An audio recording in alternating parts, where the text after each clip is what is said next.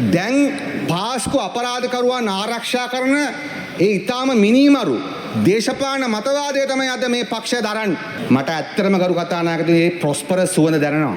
මගේ කතාව අහගෙන ඉන්න. මම ඔයත් එක්ක මුකුත් කතාව සංවාදයක් නෑ. මම රටට කතා කරන්නේ. දැන් මෙතන മന്ത്രിවරයෙක් කිව්වා විපක්ෂය මොකක්ද? පාස්කු ප්‍රහාරය ගැන. දැන් පාස්කු ප්‍රහාරය ගැන එතුමා කතා කරන විදිය පේනව ගත්තොත් තියෙන මොකද්ද? පාස්කු ප්‍රහාරය පරීක්ෂණ කරන්න ඕනි. අපරාධකරුවන්ට දඬුවම් දෙන්න ඕනි. ඒක තමයි ටෙක්ස්ට් එක පේන ටෙක්ස්ට් එක. කිව්ව කරුණ මොනවද? මම කීවර්ඩ්ස් ගත්තොත්. කැලෑ උසාවියකින් තමයි දැන් මේක කරන්නේ. ඇමති බංගලාවක තමයි නඩු අහන්නේ. ඇමති බංගලාව. නඩු අහන්නේ දිනපතා අහනවා සාක්ෂිකරුවන්ට එන්න බැරි වෙන. නීතිඥයන්ට සූදානම් වෙන්න බැරි වෙන. එතකොට මොකද්ද මේ කියන්නේ? මේක තමයි දිනපතා නඩු අහනවා, කැලෑ උසාවියක අහනවා. ඊට පස්සේ ඇමති කෙනෙක්ගේ ගෙදර අහන්නේ. ඒතර ගම් විජිත ඇමතුමාගේ හරි මගේ හරි ගෙදර අහන්නේ. අපිනේ ඇමතිව. ඊට පස්සේ කියනවා මොකද්ද? ප්‍රධාන සැකකරුවා නැතුව අහන්නේ. මම ඉස්සෙල්ලාම දැනගන්න කැමති අපේ අධිකරණ ඇමතුමා ඉල්ලන තත්පර 30ක් මගෙන් දෙන්න කියලා අධිකරණ ඇමතුමාට ඇත්තටම දිනපතා නඩු අහන එක වැරදිද? ගරු කතානායකතුමනි, අපරාධ නඩුදාන සංග්‍රහය අනුව දිනපතා නඩු අහන එක තමයි රීතිය, ක්‍රමය. දිනයක් ගන්න එක තමයි ව්‍යතිරේකය. ඒ වගේම මම කියන්නට ඕන ගරු කතානායකතුමනි, නීතිඥවරු පෙනී හිටින්නේ විවෘත අධිකරණයක තමයි. ඇමති බංගලාවක් කියලා කිව්වට මේවා රජයේ දේපල. අපි ආවහන් පස්සේ අපි දීපු පොරොන්දුවක් තමයි නඩු වේගවත් කරන එක. නඩු වේගවත් කරන්න අපිට අලුතෙන් බිල්ඩින් හදන්න බෑ. රජයේ දේපල ගන්නවා. අපි ආවහන් පස්සේ උසාවි කීපයක් විවෘත කරලා තියෙනවා. තව 5ක් හෝ විවෘත කරනවා. මේක වේගවත් කරනවා. ඒක තමයි අපේ පොරොන්දුව. අදේ മന്ത്രിවරයා කතා කරේ යුක්තිය වෙනුවෙන් නෙමෙයි අපරාධකාරය වෙනුවෙන් කියලායි මම නම් හිතන්නේ. ගරු කතානායකතුමනි, ගරු කතානායකතුමනි, මම කියන්න දැන් මොකද්ද වෙන දේ? දැන් මේකේ දැන් මේ මම එකක මම කිව්වේ ටෙක්ස්ට් එක ඈඩ් කරලා බැලුවම ටෙක්ස්ට් එක ඩිකන්ස්ට්‍රක්ට් කරලා බැලුවම මොකද්ද මේ කියන්නේ? දැන් මේ නඩුවේ හිතමු අපරාධකාරව ඔප්පුණා කියලා. අපරාධකාරව හොන මොකද්ද? එතකොට අහලා තියෙන්නේ කැලෑ උසාවිය. ගරු කතානායකතුමනි, ඔබතුමා බලන්න ඒක තමයි එක්ස් පාටි කියලා නඩුව අහන්නේ. හොරු එන්න නැත්නම් අල්ලන්න බැරි නම් එක්ස් පාටි යාලා නඩුවම් කරන එක ලේසි. ඒක තමයි. ඒක තමයි එක්ස් පාටි හොරා හැංගිලා ඉන්නව නම් හොරාට දඬුවම් දෙන්න. ඒ නිසා අද මම කියන්නේ මේකයි. මේ මම මුළු රටේ ජාතියටම කියන්නේ. දැන් පාස්කු අපරාධකරුවන් ආරක්ෂා කරන ඒ ඊටාම මිනිමරු දේශපාලන මතවාදය තමයි අද මේ පක්ෂය දරන්නේ. ඒක තමයි ඇත්ත. මොකද නෑ මම අභියෝග කරනවා මේ රටේ නීතිඥවරුන්ට, මේ රටේ උගතුන්ට, පාස්කු වින්දිතයන්ට, අතිගරු කාර්යාලයතුමාට අපි මහන්සි වෙනවා මේක පරීක්ෂණ කරලා හොයාගන්න. අපිට කිසි ප්‍රශ්නයක් නෑ මේක සම්බන්ධ හොයන එකේ.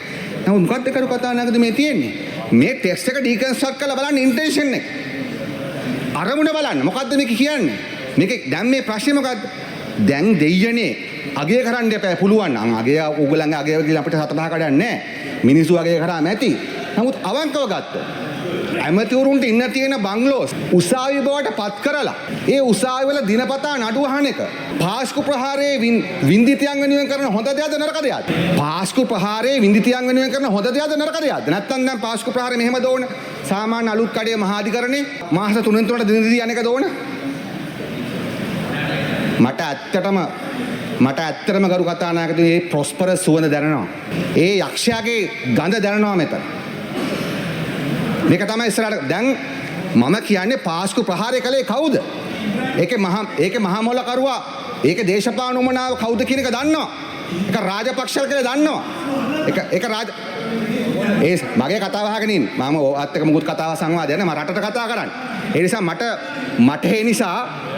මම කියන්නේ මෙච්චර මේ මම දිගටම දැක්ක මම මේ කාරණේ දිගටම නෝටිස් කරලා තියෙන කරු කතානායකතුමා. මම ගිය සැරේ හදිසි නීතිවාදී හොයිට කලින් වාදකත් කිව්වා මොකද්ද?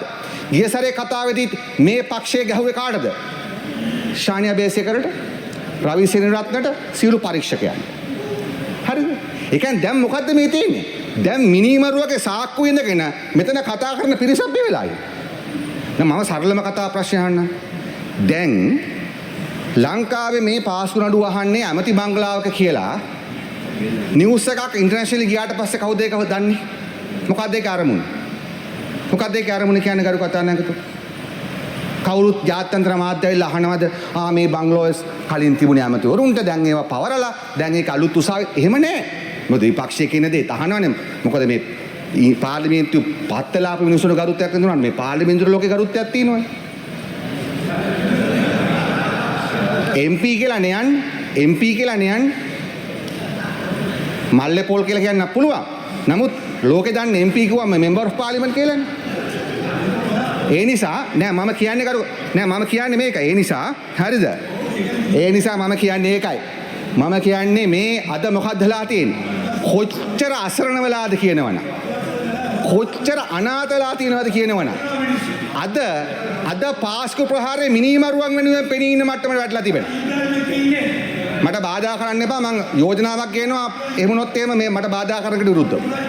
ඒ නිසා කරුණාකරලා සංවිධායකතුමා පාලනය කරගන්න. ඉස්සරහා සීට් එකටත් ගෙනල්ලා තියෙන්නේ. හොඳද? ඒ නිසා අපි ඇත්ත කියනකොට දැන් මම මොකද්ද කළේ? මම මොකද්ද කළේ? මම මෙයා හංගගෙන හිටපු රෙද්ද ඇරලා මම පෙන්නුවා ටෙක්ස්ට් එක කඩලා.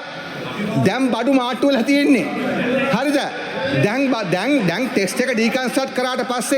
දැන් ටෙක්ස්ට් එක ඩිකන්ස්ට්‍රක්ට් කරාට පස්සේ පේනවා මිනිම රූමනාව. ගරු කතානායකතුමනි ඒ නිසා මොකද මම එක කිව්වේ දැන් ලෝකේ හරි ඒ ඇති. ඒ නිසා ඇති අදට ඇති සති ගානකට ඇති වේ මං හිතන්නේ. තුවාල වලට බේත් දාගන්න.